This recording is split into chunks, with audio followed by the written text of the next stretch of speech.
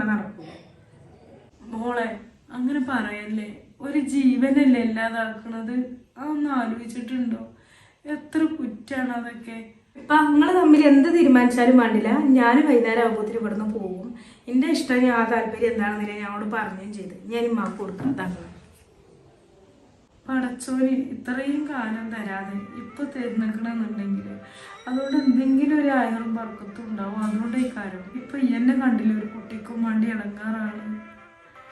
പടച്ചോന്റെ പരീക്ഷണം ഏറെ ഉണ്ടാവും. അങ്ങനെ ചെയ്താല് ഞാൻ എന്തായാലും ഇതിനെ സമ്മതിക്കൂല. എന്നെ കൊണ്ട് അതിന് പറ്റൂല. ആരെന്നെ എന്ത് പറഞ്ഞോട്ടെ, ഞാൻ ആരെന്നെ മാനം കെടുത്താലൊന്നും എനിക്ക് യാതൊരു കുഴപ്പമില്ല. എനിക്ക് വരുന്ന മാനങ്ങളൊക്കെ ഞാൻ സഹിച്ചോണ്ട്.